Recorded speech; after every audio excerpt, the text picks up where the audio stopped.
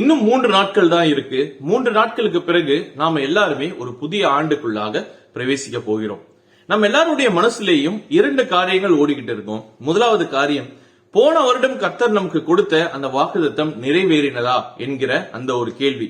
அந்த கேள்விக்கான விடையை கண்டுபிடிக்க வேண்டும் என்று சொல்லி நாம ரொம்பவும் உச்சகட்ட நிலைமையில நம்ம பிரயாசப்படுவோம். ஏனென்று சொன்னா 31ஆம் தேதி அன்னைக்கு சபையில கர்த்தர் எனக்கு இந்த வாக்குத்தத்தத்தை கொடுத்தார், அதை எனக்கு நிறைவேற்றினார் என்று சொல்லி சாட்சி சொல்ல வேண்டும் என்கிற அந்த ஒரு ஆசை எண்ணம் நம்முடைய மனசுல இருக்கும்.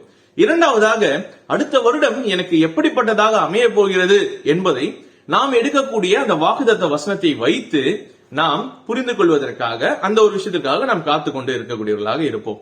சரியா? முதலாவதாக நாம் அறிந்து கொள்ள வேண்டிய விஷயம் என்னவென்று சொன்னால், நாம் எண்ணுகிற பிரகாரமாக அல்லது நாம் நம்முடைய சிந்தனையிலே நாம் நினைக்கிற வண்ணமாக நம்முடைய கால திட்டத்திற்கு ஏற்ப செயல்படுகிறவர் கர்த்தர் அல்ல. நம்முடைய கர்த்தர் நம்முடைய கால திட்டத்தின் பெயரிலே செயல்படுகிறவர் அல்ல. இது பழைய வருடம், அதனால இந்த காலகட்டத்தில் எதுவுமே நடக்காது, புதிய வருடம் வரும்போது ஆண்டவர் எல்லாவற்றையும் மாற்றி விடுவார் அப்படின்லாம் நம்மளுடைய எண்ணத்துல நாம் எண்ணுகிறோம் இல்லையா? இந்த பிரகாரமாக செயல்படக்கூடியவர் நம்முடைய கர்த்தர் அல்ல. நம்முடைய கர்த்தர் ஒரு வார்த்தையை நமக்கு கொடுக்கிறார் என்று சொன்னால், அது வாக்குத்தத்தமாக இருக்கட்டும் அல்லது அவருடைய வேதத்திலே அவர் நமக்கு காண்பிக்கக்கூடிய எந்த ஒரு வார்த்தையாக வேண்டுமானாலும் இருக்கட்டுமே, சரியா? அது எல்லாமே வெறும் ஒரு வருட காலத்திற்கு மாத்திரம் உரியது அல்லது இந்த காலகட்டத்திற்கு மாத்திரம் உரியது என்று சொல்லி அதை நம்மால் அடக்க முடியாது. கர்த்தர் நமக்கு ஒரு வாக்குத்தத்தம் கொடுக்கிறார் என்று சொன்னால், நமக்கு ஒரு வார்த்தையை அவருடைய வார்த்தையை காண்பிக்கிறார் என்று சொன்னால், அது நம்முடைய வாழ்க்கை முழுவதுமாக கர்த்தர் கொடுக்கக்கூடிய வார்த்தையாக இருக்கிறது. சரியா? நாம் இது ஒரு ஆண்டுக்குள்ளாக நிறைவேற வேண்டும், இல்லாட்டி இந்த காலகட்டத்திற்குள்ளாக அவருடைய வார்த்தையை என்னுடைய வாழ்க்கையில நிஜமாக வேண்டும் என்று சொல்லலாம் நாம் நினைக்கிற பிரகாரமாக எண்ணுவது அது மிகவும் தவறான காரியமாக இருக்கிறது. அப்போ கர்த்தர் கொடுக்கக்கூடிய வாக்குத்தத்தம் நம்முடைய வாழ்க்கைக்கானது என்பதை நாம் முதலாவதாக புரிந்து கொள்ள வேண்டும். இரண்டாவதாக, நான் போன வருடம் இதை குறித்து பேசும்பொழுது சொல்லியிருந்தேன் என்னவென்று சொன்னால், கர்த்தர் கொடுக்கக்கூடிய எல்லா வாக்குத்தத்திற்கு மேலாகவும் ஒரு கட்டளையை கொடுத்து அவர் வாக்குத்தத்தை கொடுக்கக்கூடியவராக இருப்பார். அந்த வகையிலே அவர் கொடுக்கக்கூடிய அந்த கட்டளையை நாம் செய்து முடித்துவிட்டு அவருடைய வாக்குத்தத்தத்தை சுதந்திரத்துக் கொள்ளக்கூடியவர்களாக நாம் இருக்க வேண்டியதும் அவசியமான ஒரு விஷயமாக இருக்கிறது. சரியா? நாம் கிட்டத்தட்ட இந்த ஆண்டினுடைய அநேக நாட்கள் நாம் கடந்து விட்டோம். கிட்டத்தட்ட 362 நாட்களா இனியோட சேர்த்து, இல்லையா? 361 நாட்கள் கிட்ட.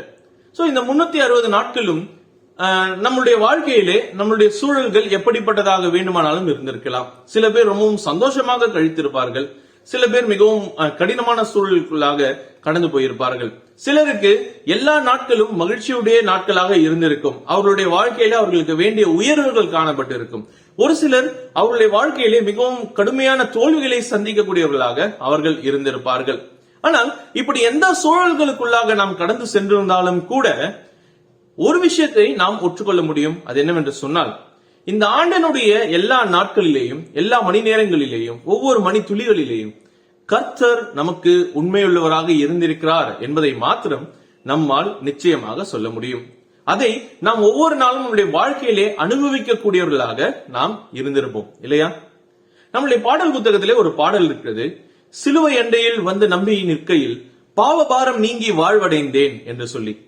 நம்முடைய வாழ்க்கையினுடைய மிகப்பெரிய பிரச்சனையான பாவத்திற்காக நாம் ஒருவரை நம்பி சென்று அவர் அண்டையிலே நின்றோம். கர்த்தராகிய இயேசு கிறிஸ்துவை நம்பி விசுவாசித்து அவர் அண்டையிலே சென்றால் என்னுடைய பாவத்திற்கான மன்னிப்பு கிடைக்கும் என்று சொல்லி, என்னுடைய வாழ்க்கையிலே நான் செய்த பாவங்கள் அது மறைந்து போகும், இல்லாமற் போகும் என்று சொல்லி அவர் மீது நம்பிக்கை வைத்து அவர் அண்டையிலே போய் நான் நின்றோம், இல்லையா? அதுல ஒரு துளி கூட அவர் மாறாதபடிக்கு அவர் நாம் நம்பின வண்ணமாக நம்முடைய நம்பிக்கையை முற்றிலுமாக காப்பாற்றக்கூடியவராக நம்முடைய எல்லா பாவங்களையும் அவர் முற்றிலுமாக கழுவி இருக்கிறார், அகற்றி இருக்கிறார். நம்மை மறுபடியுமாக பாவமற்றவர்களாக கர்த்தர் முன்பாக நிறுத்தும்படியாக அவர் எல்லா காரியங்களையும் நமக்கு செய்து கொடுத்திருக்கிறார். அப்ப நம்முடைய வாழ்க்கையினுடைய இந்த மிகப்பெரிய பிரச்சனையான பாவமே, அந்த பாவத்திற்காக நாம் நம்பி போய் நின்ற அந்த விசுவாசம் நம்மை ஏமாற்றவில்லை, இல்லையா? அப்படி என்று சொன்னால் நமக்கு வரக்கூடிய பிரச்சனைகளோ நமக்கு நேரக்கூடிய இந்த கடுமையான சூழல்களோ அதனுடைய பார்வையிலே ஏமாத்திரம். இந்த ஒரு விஷயத்திற்காக நாம் கர்த்தரை குறை சொல்வது தவறான காரியம், இல்லையா? அப்போ நம்முடைய வாழ்க்கையில் நடக்கக்கூடிய எந்த காரியங்களாக இருந்தாலும் சரி, எல்லாவற்றிலேயும் கர்த்தர் நமக்கு உண்மையுள்ளவராக இருந்திருக்கிறார்.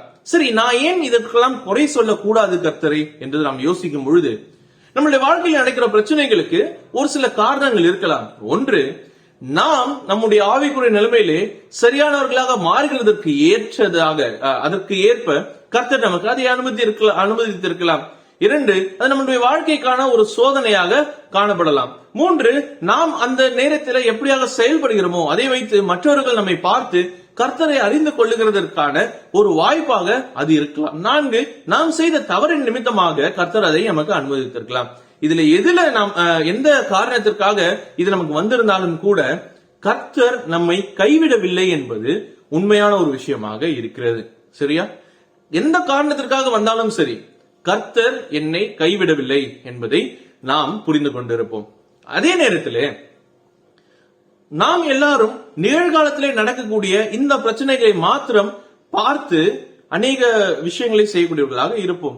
நிகழ்காலத்தில் நடக்கிற இந்த பிரச்சனைகளை வைத்து நாம் கர்த்தரை குறை சொல்லி இருப்போம், அல்லது இப்ப நடக்கிற இந்த பிரச்சனைகளை வைத்து இது என்ன ஆகுமோ என்கிற பயத்தோடு கூட நாம் காத்து கொண்டு இருந்திருப்போம். ஆனால் கர்த்தர் காலத்தினுடைய தேவனாக இருக்கிறார். அப்படி என்று சொன்னால் அவர் இருந்தவரும் இருக்கிறவரும் வருகிறவரும் ஆகிய கர்த்தராக அவர் இருக்கிறார். அப்படி என்று சொன்னால் கடந்த காலத்திலும் அவர் கர்த்தர், நிகழ்காலத்திலும் அவர் கர்த்தர், எதிர்காலத்திலும் அவர் கர்த்தர். இந்த எல்லா காலகட்டத்திலேயும் கர்த்தர் மாறாதவராக, அவருடைய வல்லமை குறையாதவராக, அவருடைய செயல்பாடுகளிலே கொஞ்சமும் மாற்றம் இல்லாதவராக கர்த்தர் இருக்கிறார் என்பதை நாம் புரிந்து கொள்ள வேண்டும். அப்படி என்று சொன்னால் நம்முடைய வாழ்க்கையிலே இன்றைக்கு நடக்கக்கூடிய விஷயங்கள் எல்லாம் எதிர்காலத்திலே நம்முடைய வாழ்க்கையினுடைய நன்மைக்காக கர்த்தர் அனுமதிக்கக்கூடியவராக இருக்கிறார். நம்மை அந்த பரலோக வீட்டிலே நம்மை கொண்டு போய் சேர்க்கணும் இல்லையா? அதுதான் நம்முடைய வாழ்க்கையினுடைய நோக்கம். அந்த பரலோக வீட்டிற்கு நாம் செல்லுவதற்கு நம்மை தயார்படுத்திக் கொள்ளும்படியாக இந்த காரியங்கள் எல்லாம் நம்முடைய வாழ்க்கையிலே நேரிடுகிறது என்பதை நாம் அறிந்து கொண்டு செயல்பட வேண்டும். அதனால இந்த வருடம் முழுவதுமாக கர்த்தர் நமக்கு செய்த நன்மைக்காக நாம் அவருக்கு நன்றிகளை ஏறெடுக்க போகிறோம். வெறும் நன்மைக்காக மாத்திரம் நன்றிகளை செலுத்தாதபடிக்கு நமக்கு நேர்ந்த கடுமையான சூழல்களிலேயும் கர்த்தர் நமக்கு உண்மையுள்ளவராக இருந்திருக்கிறார் இல்லையா? அவர் நம்மை காப்பாற்றி இருக்கிறார் இல்லையா? அவர் நம்மை கைவிடாதபடிக்கு நம்மோடு கூட இருந்திருக்கிறார் இல்லையா? இது எல்லாவற்றிற்காகவும் சேர்த்து அவருக்கு நாம் நன்றிகளை ஏறெடுப்போம். அதே நேரத்திலே எதிர்காலத்திலே வரக்கூடிய எல்லா விஷயங்களிலேயும் நம்மை வழிநடத்தக்கூடிய தேவனாக அவர் இருக்கிறபடியினாலே அதையும் நாம் எண்ணி பார்த்து கர்த்தருக்கு நன்றி செலுத்துவோம். வரக்கூடிய ஆண்டிலே, புதிய ஆண்டிலே, சரியா, நாம் எல்லாரும் கர்த்தருக்கு இன்னும் அதிக உண்மையுள்ளவர்களாக ஜீவிக்க முடியாகவும், கர்த்தரை இன்னும் அதிகமாக நம்முடைய வாழ்க்கையில அறிந்து கொள்ளும்படியாகவும் கர்த்தர் நமக்கு உதவி செய்வாராக. எல்லாருக்கும் அட்வான்ஸ் ஹாப்பி நியூ இயர். கர்த்தருடைய நாமம் மாத்திரமே மகிமைப்படுவதாக. ஆமென்.